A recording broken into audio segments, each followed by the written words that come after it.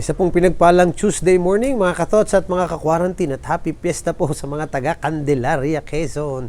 At sa lahat pa ng parokyang nagdiriwang ng kapistahan ngayon. Ngayon pong araw na ito, napakinggan nyo na Candelaria, Feast of the Presentation of our Lord. No? Na nung unang panahon, ika-5 siglo, ay tinawag na rin Candlemas, misa ng mga kandila. Kaya sa iba't ibang lugar ay meron munang rito ng pagbabasbas ng kandila para sa misa. At meron nga daw chismis, sabi nung mga maggugunaw, na iyang kandilang yan lang daw ang sisindi sa panahon ng gunaw. Nalimutan nila yung flashlight. Okay. Pero ngayong araw na ito, kaya ang aking magiging simpleng tanong para sa ating pagninilay ay, kumusta na ba ang sindi ng iyong kandila? Kasi ako, naalala ko tuloy yung katotohanan ng kandila sa ating binyag. Ba't nga baga tayo may kandila sa binyag? Naisip ko tuloy itong Candlemas na ipinresent si Lord sa templo. Ito ay tanda ng pagsunod sa kalooban ng Diyos na hiniling niya yan kasama sa batas. Tapos, atin namang binigyan ng sentido sa kandila na sa binyag sinasabi, yung sindi ng kandilang yon ay sumasagisag sa liwanag na dapat ay patuloy na papagningasin sa buhay ng mananampalataya. Sa tulong ng mga ninong at ninang, kaya sila may hawak ng kandila.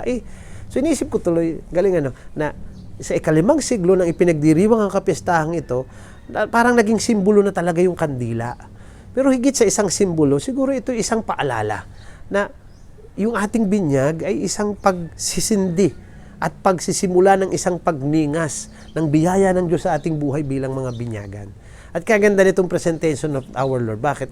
Ito kasing presentation of our Lord ay pagtatagpo din. In fact, sa Greek, ay ang tawag nila dito ay hepapante, pagtatagpo. Na iba't iba, presentation, purification. Hindi bali, pero isang ibig sabihin yan yung pagdadala sa Diyos. Pero ang maganda niya, nagtagpo-tagpo ang iba't ibang personalidad sa oras na yan ng pagdadala sa Panginoon at iisa ang karakteristik nilang lahat. Alam niyo kung ano yon? Lahat sila ay obedient sa Diyos. Sumunod sa Diyos. Mula kay Mama Mary kay San Jose na sumunod sa batas para dalhin ang kanilang anak. Doon kay Simeon na matagal lang nasa templong inaantayan sapagkat sinabi sa kanya ng Panginoon sa pamamagitan ng isang pagpapahayag sa kanya. Gayon na rin kay Ana, sa propetisa Ana. Lahat siya nagtagpo-tagpo pero isang karakteristik nila. Sila'y mga sumusunod sa Diyos.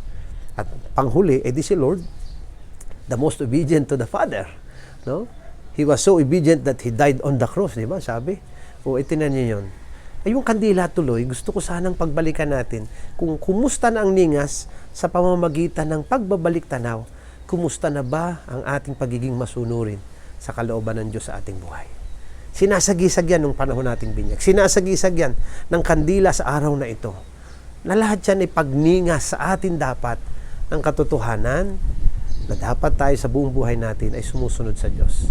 At dito nagkakaroon ng katuturan ang mga biyayang sabi nga ay bahagi ng ating pagiging binyagan. So mga kapatid, ewan ko kung magulo ang aking pagkakabigay ng pagninilay, pero sa tingin ko, mahalaga sana na mapagbalikan natin ito. Yung pag-alala din sa sarili nating binyag, kasi yung binyag, pinresent din tayo sa Diyos Ama, sa ating Panginoong Diyos, at ginawa tayong mga anak ng Diyos. Yung kay Lord, pinresent sapagkat pagsunod. So ang ating buhay din dapat sana maging ganun. At kahit pa yung mga taong naroon nga sa eksenang ito, si Mama Mary, San Jose, si Simeon, si Ana, iisa nga ang kanilang pinagkapare-pareho sa oras na yun. Lahat sila sumusunod sa Diyos. Nawa, ganun din po tayong lahat. Na sa pagdiriwang natin pag-alala sa araw na ito ng presentation of our Lord, tayo din, pag humarap sa Diyos, alam natin, tayo yung mga sumusunod sa Kanya. Okay po. Okay, balik na tayo sa ating mga pagbati sa araw na ito. Siyempre, nakabati na ako sa piyestahan. Ito naman mga taga-apostolado ng panalangin muna. Sina Sister Purificacion Molbog, Purificacion Nakawili. Happy birthday po sa inyong lahat. Gayon na rin po pagbati natin sa Arsobispo ng Archdiocese ng Lipa, si Archbishop Gilbert Garcera. Happy birthday po, Archb. Gayon na rin sa isa naming pare, si Father Brian Kirby Magdurulat, sa kanyang ika-33rd birthday. Sa aking kapatid sa USA na si Rovic Babiera. Gayon na rin happy birthday kay Clement Vergara, kay Nemrikiel Umali, OP. Gayon na rin kay Maria Lea Pizarra, Ate Gemma Castillo ng Alitagtag, gayon na rin sa aming nagliliwanag na kapatid na si Cornelius Bose, gayon na rin kay Merly Llabe, happy birthday, kay Jason Bibo Terciano, kay Dane Clarice Gico, kay Majo Manuba, kay Bettina Feliciano na nasa California, hi Bettina, at kay Kapitana Bulet Luarca, si Konsihala. At special prayers po sana para kay Alberto Manzo Jr. sa kanyang healing. Okay po? And syempre, lagi ko naman hong paanyaya sa ating lahat. Always be cyber missionaries. Evangelize through social media. Like, share, follow po itong ating page. At ang ating Instagram at Thought for the Day. At ang ating YouTube channel at TFTD. Blessed and Blessing. At syempre po, ang lagi natin paalala, lalo't nagniningas ang apoy ng pagsunod sa Diyos. Huwag kalilimutan, always be blessed and be a blessing.